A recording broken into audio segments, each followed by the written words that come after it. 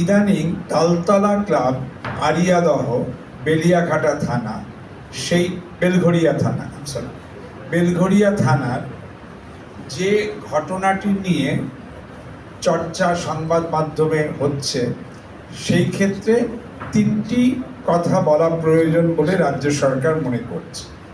এক, ঘটনাটি মার্চ 2021 সালে, 3 বৎসর আগের। দুই, নিগৃহীত ব্যক্তি বলে যার ছবি ইত্যাদি সম্প্রচারিত হচ্ছে, তিনি পুরুষ। তার সম্পর্কে বহু সংবাদ মাধ্যমে বলা হচ্ছে তিনি মহিলা। পুলিশের টেকনিক্যাল অ্যানালিসিসে বেরিয়েছে সকল নিগ্রহই সমানভাবে নিন্দারও হলেও এক্ষেত্রে নিগৃহীত ব্যক্তি পুরুষ। যা বলা হচ্ছে মিসইনফরমেশন বলে যাকে রাজ্য সরকার বর্ণনা করবে, তিনি female non.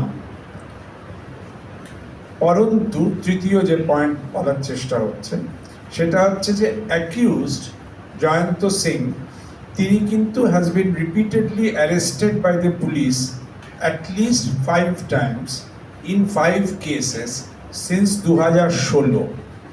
According to police, he is a known rowdy, বারংবার গ্রেফতার হয়েছেন পুনঃ বিভিন্ন কেসে।